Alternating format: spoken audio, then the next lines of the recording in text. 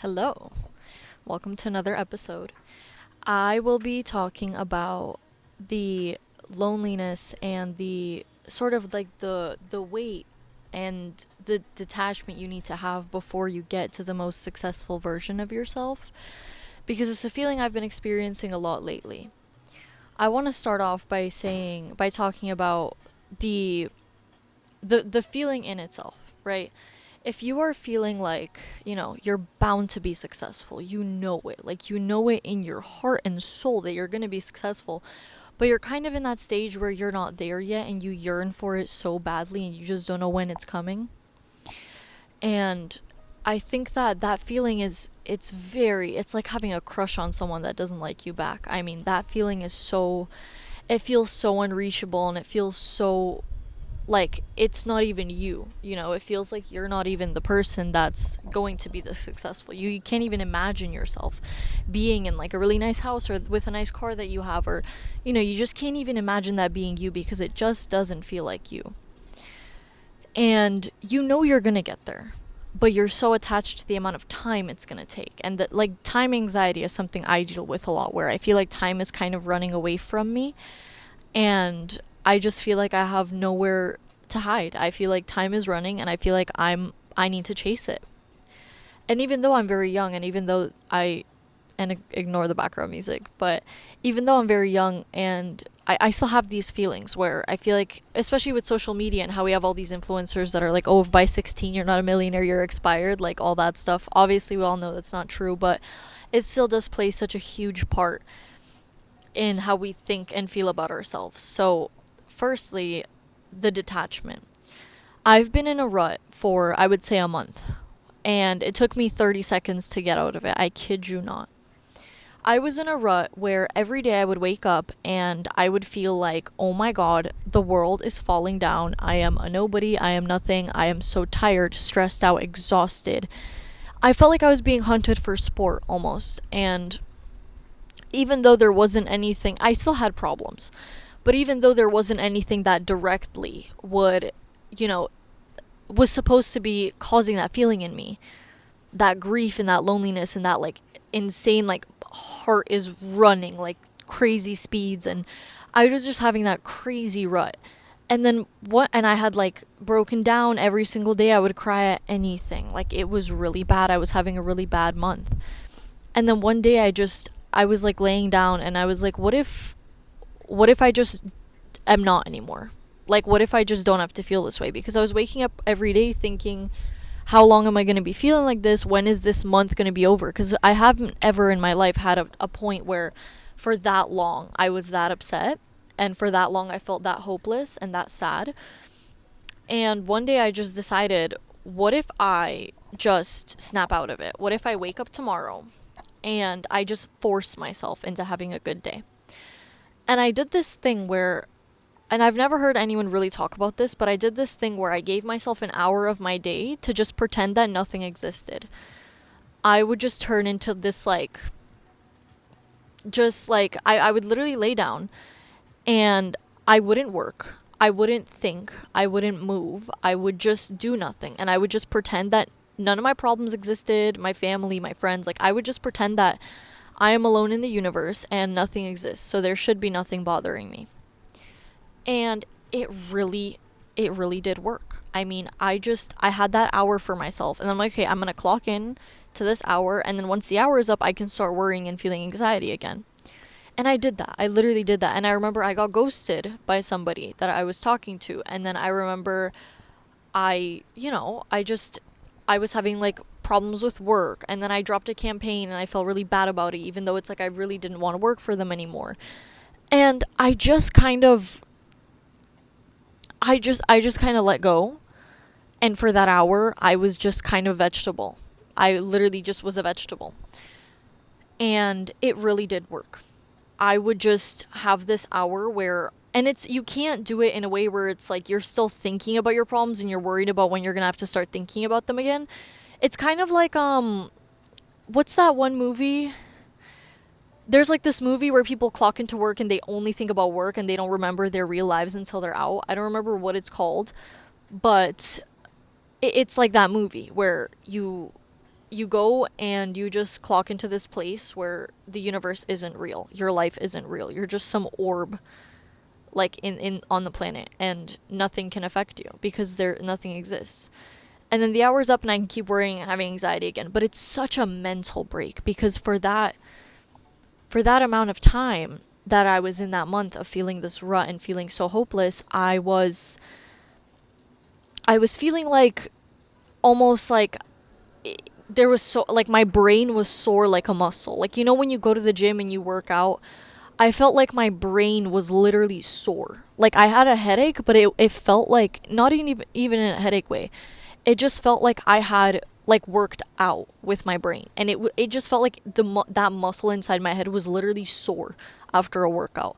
I don't even know how to explain it to you, but it just felt like I just wanted to rip my brain out of my head and just turn it off, because even when I was doing things that I enjoyed, like going to the thrift store, going to get coffee with my friends, I would just feel like so much anxiety and so much pain and just like worry.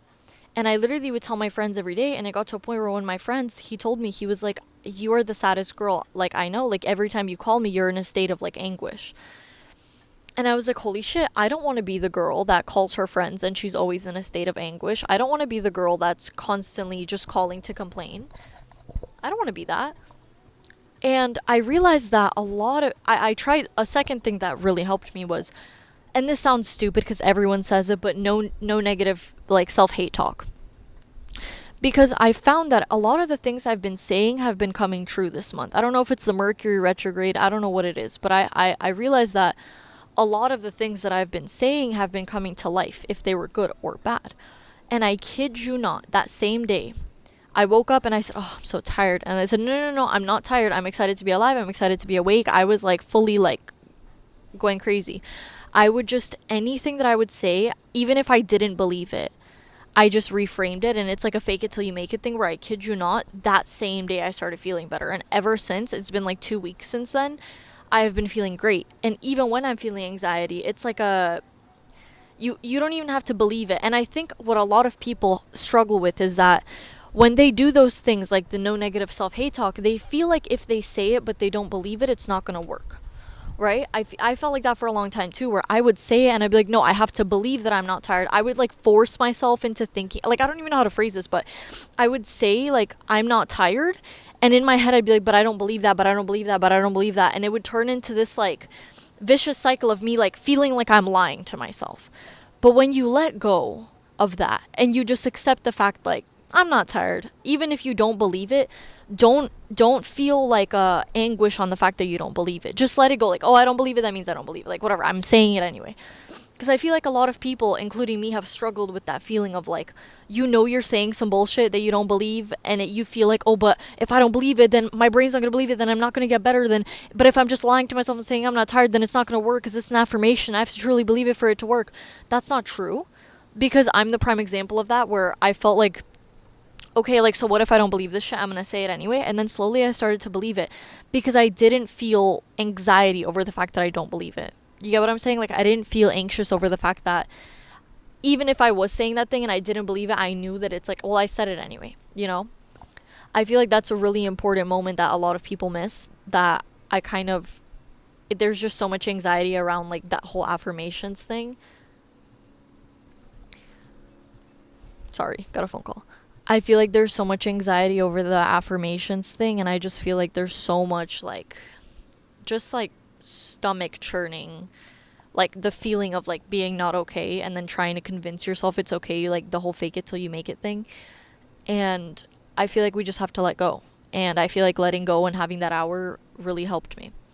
I also think that a big part of anxiety and a big part of being like literally waking up and feeling like the world is crashing down is our identity. And the reason that I feel like it's our identity is because I think a lot of our identity is based on two things: the people that are around us and the people whose opinion we care about most, and money. I feel like the people that we care about most, like after my breakup, I had a really rough breakup, and for many months after it, I felt like I would put on an outfit and think, would he think this looks good? And I think that I was trying to battle that so hard. And like, we've broken up multiple times. And I think the first big breakup where we were apart for 6 months, I could never get out of that. I almost felt like my biggest revenge was being what he would look at and think is the best looking, which is crazy because I, like, looking back, I'm like, but you're not like that. You don't have to do that. And I knew that I didn't have to do that, but it's still such a difficult feeling to feel when you leave this person that almost shaped how you see and feel about yourself. And then because you guys were so intertwined, to feel like your opinions are the same as theirs, and to feel like because you based your life on their opinions for so long, that you are now like you almost feel like, is this how I feel about myself because this is how they felt about me. You like almost can't draw the line between what you want and what they wanted for you because you were so confined to the walls of their opinions. And I feel like this breakup, I mean, my hair is hot pink. I've always wanted to do it, but I always had that feeling of like, oh, well, would he approve of it? But would he like it? And then it's like, I finally, like, I did this thing, this breakup, where I basically just started looking so different than what I normally would look like. I started wearing different clothes. I literally remember one night, and this is, I think, when everything changed for me. I feel like I'm a person that's really good at changing and like kind of changing the outcome of my reality because I feel like I take it very seriously. But last breakup, I couldn't do that because I genuinely, for 6 months straight until we got back together, I literally would just look for his opinion in everything and be like, oh, what, would he find this outfit cringy? And it's like, girl, who cares? But I cared at that time. So this breakup, I remember I went to a comedy show with one of my friends, and I saw this makeup look on like TikTok, and I recreated it on my face, and I did the hair, and I put on an outfit that I would never normally wear, and I felt so awkward. I literally felt like I was in someone else's body because I would never dress like that around him. I would never do that around him. And I felt very uncomfortable in the way I looked. I felt very bad about myself that night. But every time I would look in the mirror, I would think, oh my God, I look so good. Like, I look beautiful. But then I would just feel so much discomfort. It literally felt like I tore someone else's skin off and climbed into it. And after I did that, I started doing that more and more. And I became less and less concerned with what he would think of me. And now that I look the way I want to look and I dress the way I want to dress, like my hair is different, my clothes are different. Even my room, I fully tore down my room. I fully tore down my room the way it's been for years, and I just fully changed everything about it because I realized that it's what I wanted for so long. It's what I want my apartment to look like. It's just something that I've been coveting for so many years that I never did because of the comfort that I found in my childhood room. It was my first ever time living, like having my own room, because me and my sister shared a room as kids, and it stayed the same for many, many years. And for the first time, I tore everything down. I tore down all my room decor, because my room was fully pink. I tore down all the bows, all the room decor. I tore everything down, and I was sobbing. I was crying so hard, but I ordered all the new stuff for my room, and for the past couple weeks, my room has just been white walls, just bare. And at first, I would walk in and feel like, oh my God, everything's gone. I'm panicking. And now I almost don't even want to decorate it because I walk into my room and it's just blank. Like, I don't have to be anyone in there. It's just blank. There's nothing to mess up because there's nothing in it. It's just a bed and a TV. There's nothing else. There's nothing there. And it almost is like such a like blank slate that I haven't felt in a very long time. I feel like I never feel blank slate. I always feel like there's too much. I always feel very crowded. I always feel very maximalistic in the sense of how I live my life. And I feel like I feel like when I try to enter that like blank slate point in my energy and in my life, I just feel empty. And not in a like the good like minimalism way. I feel empty in a way of like loneliness, and the blankness almost makes you think too much of the kind of person you are. And like just sitting in my room knowing that there's nothing there, it's both like so empty that it's like eerie, and I feel like it's devoid of all personality, but I know that I cherish it now because soon the room decor is all going to come and I'm going to set everything up and it's just going to be so different. But another thing, now we've gone over the relationship aspect of why our identity and why the way we feel about ourselves matters so much. Now, the financial aspect is that I remember when I was with my ex, I would be in a rut all the time. I never wanted to have a job. I never wanted to make money because I felt like, oh, well, we're going to get married and he's just going to pay for everything. And after the breakup, last time and this time, every time that I get a source of income of my own, like I started social media and I started doing the things that I never wanted to do because I felt like they were too far from my identity, even if I wanted those dreams so badly. I felt like I almost like couldn't be because of like the financial aspect I was in. I felt like, well, why would I start a podcast? It's like cringy and like what is he gonna think, and like what if my family watches it, and the whole money aspect where it's like, oh, but I don't know anything. I think that during that time I only knew what he would teach me and what my parents would teach me, and the thought of being a self-made woman and making money from something that I wanted felt so scary to me because I knew nothing. And I was scared to learn because my whole life, through this boyfriend and through my parents, all I've been taught is what they taught me. And so I thought, well, how am I going to go on with my life and make money and be the person I want to be if he is the one who taught me everything I know up till now? And then we stopped dating and I figured it all out, and I'm climbing in my career and every day I'm learning something new. And I think that the fear of learning and the fear of abandonment and whether I would be able to do it on my own was that waiting room. Like, it was that waiting room of success where I was like, well, I don't know what to fucking do here. Like, where am I? Like, what do I do? It's a very overwhelming feeling of the unknown. It's something humans fear all day, every day. I mean, that's the biggest human fear, not knowing.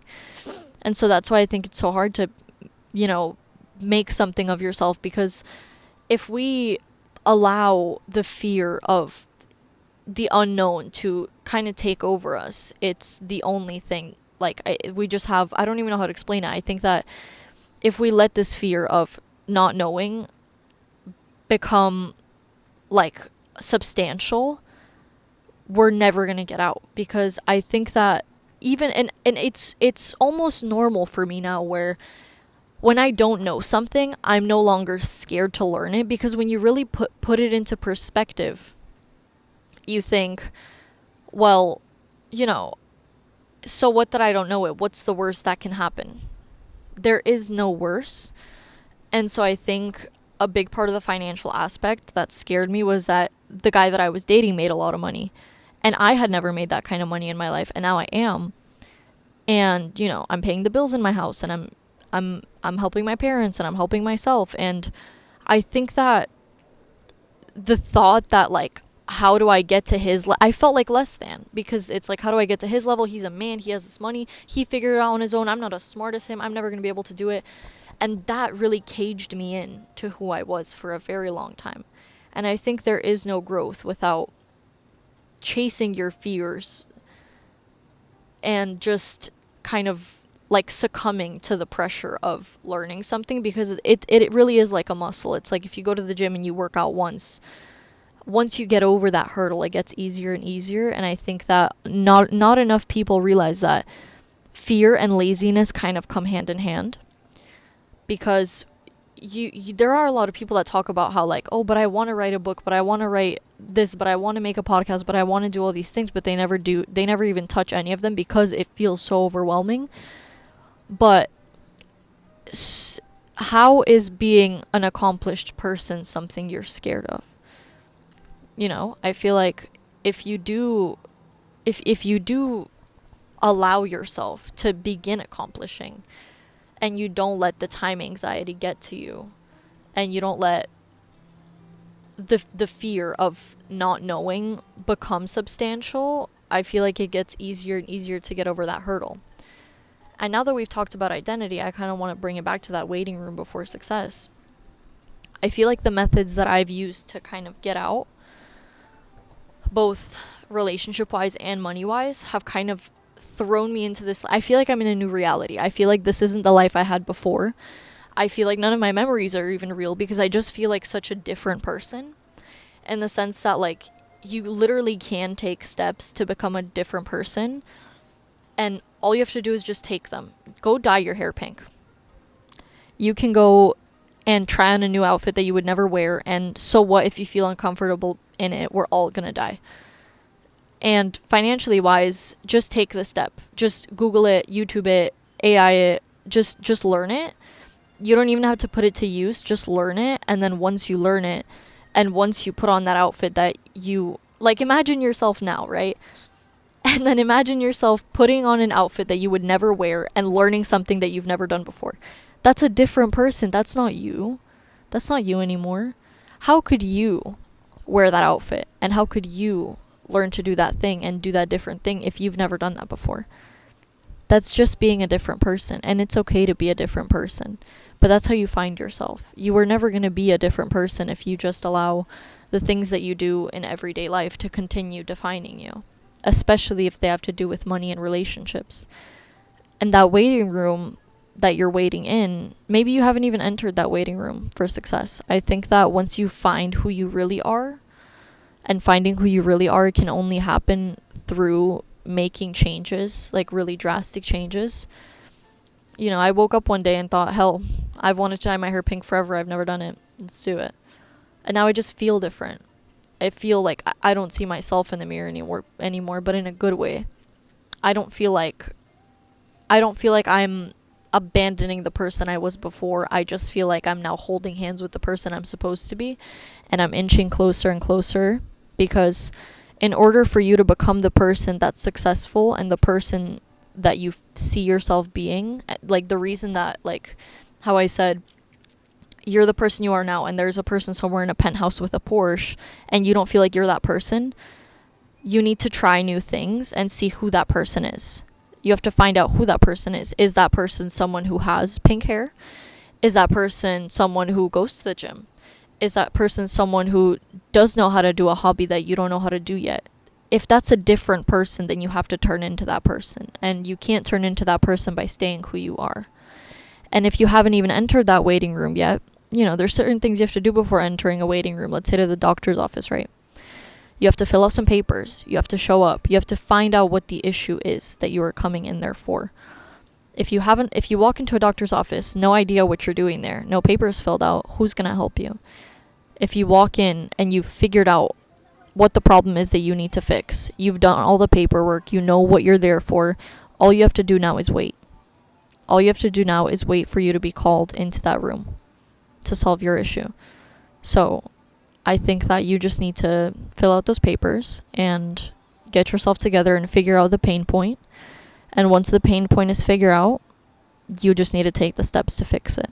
And the steps to fix it is to go to the doctor. I think that once you need to figure out if you're in the waiting room yet. I'm in the waiting room. I don't know how long it's going to take to be successful and get out, but neither do you. And you're never going to know if you don't even enter. If I'm at home and I haven't figured out what my problem is, how am I going to know how long it's going to take me to wait in the doctor's office? You don't. You have to go in there. You have to take the accurate steps that you need to take to figure out what the problem is. And then all you have to do is wait. And the success will come. And so will everything else you want and need to be. But you have to go look for that person inside you. You have to go search for them by trying out new things. Because if you're not the person you want to be now, you're never going to get there if you don't dye your hair pink. I'm kidding. But just, you know, if you have trouble breaking out of a cycle, just do something crazy. Do something you would never do and figure out if that's you. And if it's not you, try something else until it is you. And by the time that you find who you are, you're already going to be there. You're already going to be at the point of success, because it takes a while. Growth takes a while. And I think that, I've said I think that like 100 times this episode, but by the time that you figure out who you are before you know it, you're already going to be where you want to be. Thank you for listening.